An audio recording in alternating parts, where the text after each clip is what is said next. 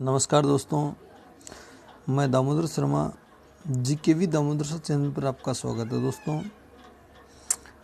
आज 27 मई 2020 के करंट की बात करेंगे।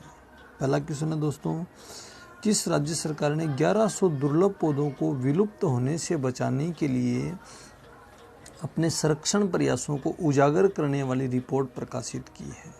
बहुत ही अच्छा क्वेश्चन है दोस्तों।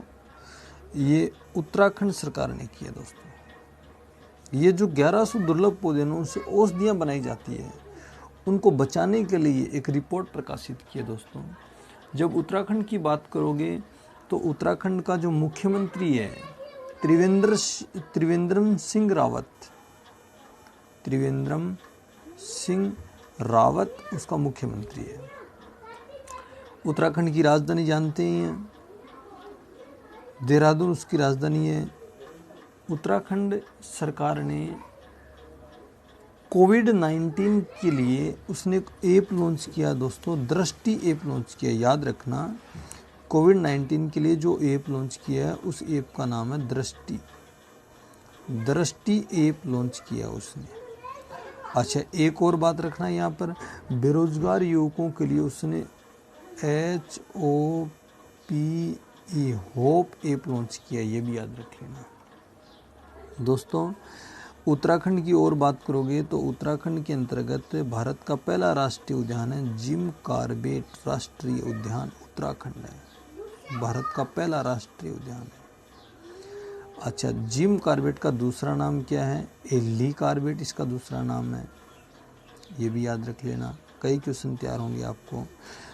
आगे की ओर बढ़ते हैं। दूसरा क्वेश्चन है, हाल ही में इंडिया डिस्प्यूट रेजोल्यूशन सेंटर का उद्घाटन किसने किया है? बहुत ही अच्छी बात है, इसका उद्घाटन जस्टिस A.K. सीकरी ने किया है। Justice A.K. सीकरी ने किया है। दोस्तों, इसको याद रखना। ये इंडियन डिस्प्यूट रेजोल्यूशन सेंटर है, ये एकदम पेपरलेस है, यहाँ पर पेपर का यूज़ नहीं किया जाएगा। दोस्तों, बड़ी अच्छी बात है ये। आगे की तरफ बढ़ते हैं। हाल ही में किसने इन्वेंटर ऑफ द ईयर पुरस्कार जीता है? ये पुरस्कार जो जीता है वो राजीव जोशी ने जीता है। दोस्तों, इन्वेंटर ऑफ द ईयर पुरस्कार राजीव जोशी दोस्तों अमेरिकी साइंटिस्ट हैं और इन्होंने ये पुरस्कार जीता है। इलेक्ट्रॉनिक के क्षेत्र में काम करते हैं, इन्होंने ये पुरस्कार जीत लिया है। याद रखना, इन्वेंटर ऑफ द ईयर पुरस्कार किसने जीता? 4 नंबर की बात करते हैं। दोस्तों, हाल ही में WHO ने खेलों और शारीरिक गतिविधियों के माध्यम से स्वास्थ्य को बढ़ावा देने के लिए किसके साथ समझौता किया है? बहुत ही अच्छी बात है दोस्तों, ये समझौता IOC के साथ किया है। IOC का पूरा नाम इंटरनेशनल ओलंपिक कमेटी, अंतर्राष्ट्रीय ओलंपिक कमेटी इसका नाम है। इसकी स्थापना होती है 1894 में इसकी स्थापना होती है और IOC का जो मुख्यालय है वो स्विट्ज़रलैंड में है। स्विट्ज़रलैंड में इसका मुख्यालय है दोस्तों। और इसके जो प्रमुख है वो थॉमस वोक है, ये याद रखना। थॉमस वोक इसके प्रमुख हैं, IOC के प्रमुख हैं। अच्छी बात है। अगला क्वेश्चन है, हाल ही में किसने बिरथेबिल नवरक्षक PP किट विकसित किए हैं? दोस्तों, ये भारतीय नौसेना ने किए हैं। भारतीय नौसेना ने एकदम हल्का, इस किट में सांस लेने में तकलीफ नहीं होगी। कोविड-19 से बचने के लिए इस किट में, नवरक्षक PP किट में सांस लेने में कोई तकलीफ नहीं होगी और भारतीय स्वदेशी निर्मित है और एकदम अच्छा बनाया हुआ है। दोस्तों, इसको याद रखना। आगे की तरफ बढ़ते हैं। जब नौसेना की ओर बात करोगे दोस्तों तो नौसेना में यूँ याद रख लेना, नौसेना का वर्तमान में जो प्रमुख है वो कौन है? एडमिरल करमवीर सिंह इसका प्रमुख है। और नौसेना ने विदेशों से फंसे भारतीयों को लाने के लिए एक ऑपरेशन शुरू किया था। भारतीय नौसेना ने ऑपरेशन शुरू किया था, समुद्र सेतु ऑपरेशन शुरू किया था। ये हमेशा याद रखना, विदेशों में फंसे भारतीयों को निकालने के लिए कौन सा ऑपरेशन शुरू किया था? समुद्र सेतु। तो यहाँ पर आपको एक बात और पूछेगा, भारतीय वायुसेना ने भी तो ऑपरेशन एक लॉन्च किया था विदेशों में फंसे भारतीयों को लाने के लिए। वंदे भारत मिशन नाम था उसका, वंदे भारत मिशन उस ऑपरेशन का नाम था। बड़ी अच्छी बात है दोस्तों। आगे की ओर तरफ आगे बढ़ते हैं। मशहूर खिलाड़ी बलबीर सिंह सीनियर का 25 मई 2020 को निधन हो गया। वह किस खेल से जुड़े हुए थे? बड़ा इंपॉर्टेंट क्वेश्चन है, हमेशा याद रखना। वो हॉकी से जुड़े हुए थे। बलबीर सिंह सीनियर बहुत ही टैलेंटेड व्यक्ति है और इसकी खूब चर्चा है। बलबीर सिंह 95 साल की एज में इसका निधन हो गया दोस्तों। और इन्होंने 3 गोल्ड मेडल इसके नाम है।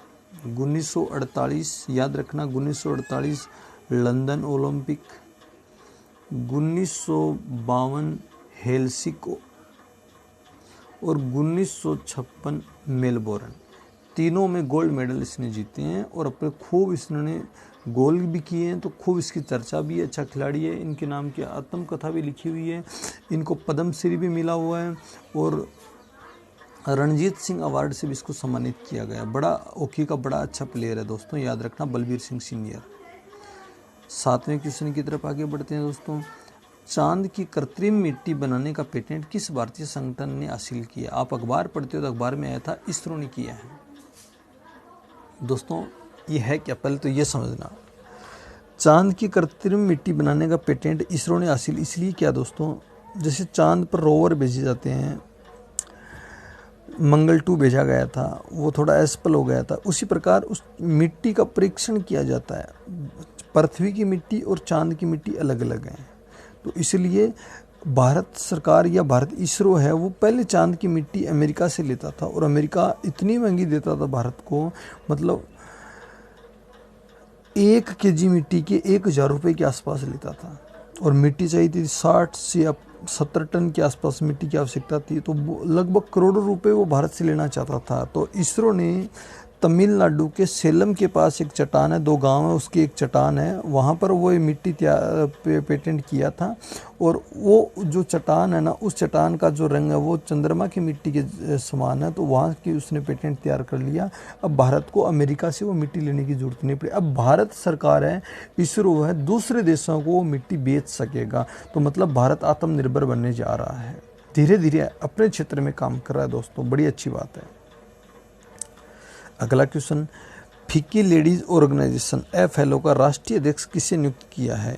इसका राष्ट्रीय अध्यक्ष नियुक्त किया जोहानवी फूकन को नियुक्त किया। याद रखना, फिक्की लेडीज ऑर्गेनाइजेशन। अच्छा क्वेश्चन है।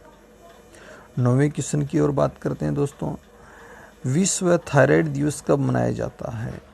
विश्व थायराइड दिवस कब मनाया जाता है दोस्तों? याद रखना, 25 मई को विश्व थायराइड दिवस मनाया जाता है। ये थायराइड गले में होता है, सब जानते हैं, और पुरुष से ज़्यादा ये महिलाओं में ज़्यादातर पाया जाता है थायराइड।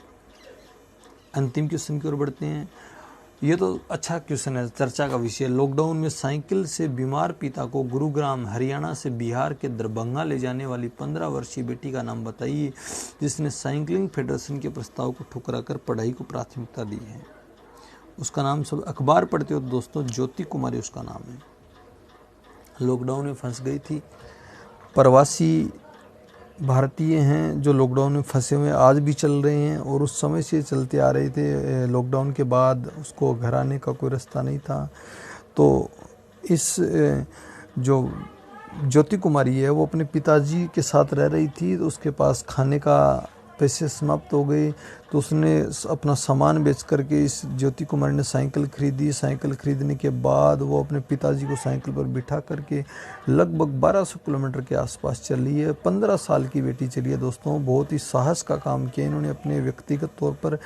तो इवांग ट्रंप जो डोनाल्ड ट्रंप के हैं, उन्होंने इसके पर कमेंट किया, ट्वीट किया इस बेटी का साहस की तरफ। तो भारत के रामविलास पासवान जो केंद्रीय मंत्री, इन्होंने भी ट्वीट किया, तो लोगों ने इसको एक चर्चा का विषय बनाया कि वो बेटी है और साइकिल से 1200 किलोमीटर चल के आ गई। तो बहुत ही अच्छी रिपोर्ट है दोस्तों। याद रखना, ये 10 क्वेश्चन है, वीडियो को पूरा देखना। हर दिन 10 क्वेश्चन तैयार करोगे तो आपका करंट ऑटोमेटिक तैयार होने लग जाएगा दोस्तों। ये मेरा दावा है, आराम से आपको करंट जीके तैयार हो जाएगा। डेली के 10 क्वेश्चन तैयार करना। ओके।